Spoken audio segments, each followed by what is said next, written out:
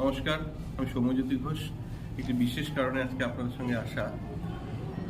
আমার একজন প্রিয় মানুষ, প্রিয় ব্যক্তি এবং আমার শহরের একজন প্রিয় গণ্যমান্য ব্যক্তি, যাকে আমরা বলি সঞ্জয় ঘোষ, তার সম্বন্ধে আজকে কিছু বলবো আপনাদের।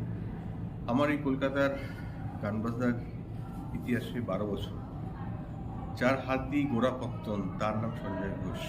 আমি এইটুকু বলতে পারি, আমি অভিষেক ওয়াকের সঙ্গে কাজ করিনি, আমি এরিক পিল্লার সঙ্গে কাজ করিনি, আমি মেরিক ব্যাসের সঙ্গে কাজ করিনি, কিন্তু আমি এটা বলতে পারি আমি সঞ্জয় ঘোষের সাথে কাজ করেছি। এবং একটা মিউজিশিয়ানকে, একটা মানুষ থেকে কিভাবে তার একটা অন্য লেভেলে তাকে নিয়ে যাওয়া যায়, যে স্টেট অফ মাইন্ডে রিচ করা যায়, যেটা টেকনিক্যালের অনেক বাইরে কাজ, সেই কাজটা করেন সঞ্জয় দা, আমাদের সঞ্জয় দা।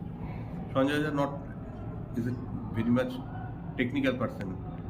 ওর মধ্যে যেটা আছে, ও একটা মিউজিশিয়ান, ও একটা টোটাল মিউজিশিয়ান।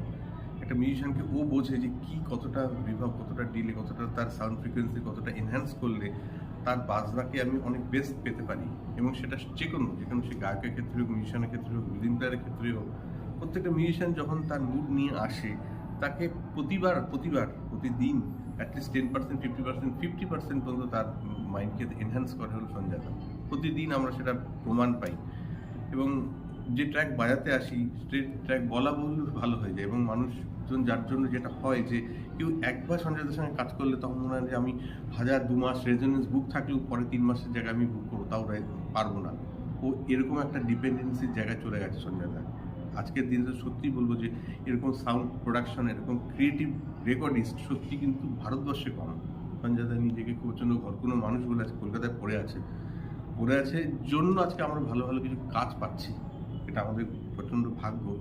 মানে দামানসুদের মতো লোকজনের যাদের ফ্যান, সঞ্জয় ঘোষের কিন্তু সেই ফ্যান। আপনারা হয়তো জানেন না যে পৃথিবীতে বিভিন্ন জায়গায় সঞ্জয় দার অনেক কাজ ঘুরে বেড়ায়, যেখানে সবাই ভাবে যে এই কাজটা কেমন করে করলো, কীভাবে 12 স্ট্রিং গিটারের ফ্রিকোয়েন্সি আলাদা করে, কীভাবে নর্মাল গিটারের থেকে, কীভাবে রিদিম গিটারের থেকে। সেটা কিন্তু একটা অদ্ভুত পরিচয় সঞ্জয় দার। আমরা কাজ করি বলে আমরা জানি যে এই মানুষটা কীভাবে আমরা এত ইজিলি মিশে, এত ইজিলি ফ্রেন্ডলি মিশছে। কিন্তু সঞ্জয় দা এত ইজি কাজ করে না। যে কাজটা করে সেটা আমাদের মাথার উপর দিয়ে যায়। কীভাবে তুমি করছো, কীভাবে 3টে ফ্রিকোয়েন্সি আলাদা হচ্ছে, বুঝতে পারছেন? Guitar, 12 string guitar, rhythm guitar, bass guitar, 4টেকে আলাদা ফ্রিকোয়েন্সিতে আপনি শুনতে পাবেন। তো সেটা কিন্তু সঞ্জয় ঘোষ। আমাদের ভাগ্য, আমরা তার সঙ্গে কাজ করতে পারছি। এবং এটাই বলবো যে সঞ্জয় যদি ভবিষ্যতে কোনো কাজ হয়, কোনো ইউটিউব লঞ্চ হয়, বা যেটাই হোক না কেন, আমরা সবসময় আছি।